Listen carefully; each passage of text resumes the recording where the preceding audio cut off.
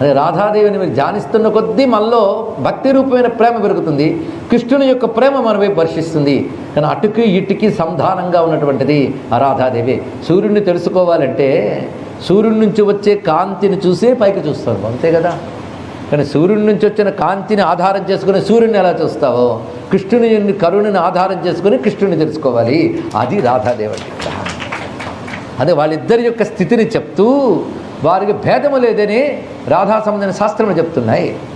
అయితే రాధునోతి సకలాన్ కామాన్ తస్మాత్ రాధేతి కీర్తిత అని దేవి భాగవతం నిర్వచనం. అన్ని కోరికలను తీర్చే తల్లి రాధాదేవి.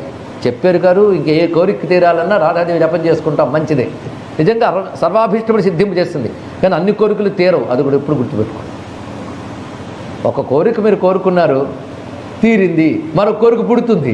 అన్ని కోరికలు ఎప్పుడు తీరడం అనేది జరగదు. నేను అనలేదు, యయాతి అన్నాడు. కోరికలు తీర్చుకోవడం మొదలుపెట్టడం ఎలాంటిది అంటే అగ్నిని ఆర్పుదామని నెయ్యిపోయడం లాంటిది అన్నాడు. ఇక్కడ అవి జ్వలిస్తూనే ఉంటుంది. అన్ని కోరికలు తీరుట అంటే ఆప్తకామ పూర్ణకామ అనే స్థితి అయ్యా అన్నాడు. ఇంకా కోరికే లేని స్థితి. ఇది ఎలాంటిదంటే కొండ నిండిపోతే నీరు పొయ్యాలనిపించదు, మనసు నిండిపోతే కోరిక ఉండదు, కొరత ఉంటేనే కోరుకుంటుంది. మనసు పరమాత్మతో నిండిపోయాక ఇంకేం పోస్తావు నువ్వు?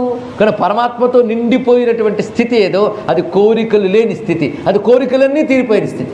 పూర్ణకాముడు అని యోగికి పేరు తెలుసా మీకు? ఆప్తకాముడు, పూర్ణకాముడు అంటే ఏమిటయ్యా అంటే అన్ని కోరికలు తీరిపోయాయండి. అన్ని కోరికలు తీరిపోయి కనుక యోగండి, నాకేమీ తీరలేదు ఇంకా అన్నాడు వీడు.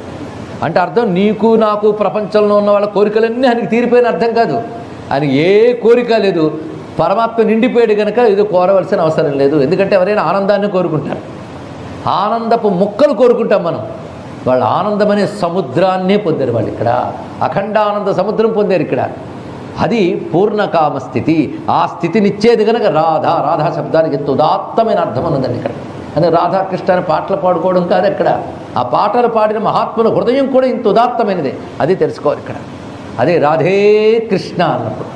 అంతేకాదు పేరుకు రాధకి నేను చెప్పిన అసలు రాధా రాధా రాధా రాధా అనే మాట అంటే చాలండి, మనకు తెలియకుండా అంతఃకరణలో అనేక పరిణామాలు ఏర్పడతాయి.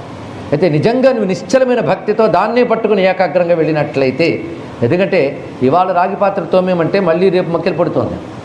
ఎందుకంటే ప్రపంచపు గాలి తగిలింది దానికి. అలాగే మనం కాసేపు చింతన చేసినా మళ్ళీ ప్రపంచాన్ని పులుముకుంటాం ఎక్కువ, పరమాత్మను పులుముకునేది తక్కువ. అదే పరమాత్మను పులుముకోవడం అనకూడదు. ఒక పాత్రను తోమడానికి చింతపండు మట్టి రాస్తాం, అని పులుముకోవడం, అది శుద్ధి చేయడం, తర్వాత వచ్చి పులుముకోవడాలు.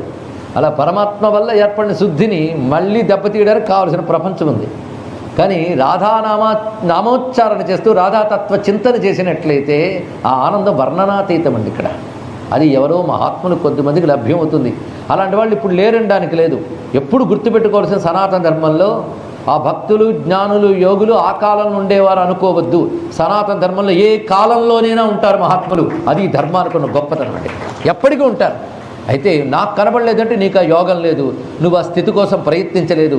అలాంటి మహాత్ములను చూడడానికి నీ జీవితంలో ఒక క్షణం కూడా నువ్వు వెచ్చించలేదు కనుక వాళ్ళు దర్శనం కాదు. నువ్వు వేటి కోసం తిరుగుతున్నావో నీకు తెలుసు.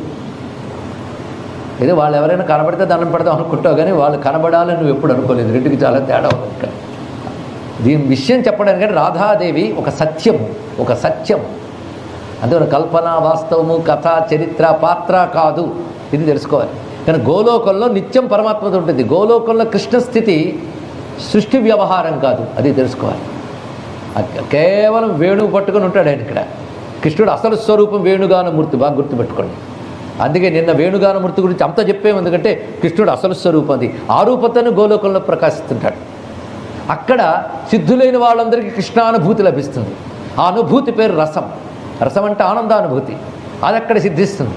ఆ రసానుభూతి ఆయన అనుగ్రహిస్తాడు. ఆ అనుగ్రహం ఎలా అనుగ్రహిస్తారంటే రసానుభూతికి యోగ్యులు ఎవరో ఈ తల్లి చూపిస్తుంది. వాళ్ళనే ప్రవేశింపజేస్తుంది రాసమండలంలోకి.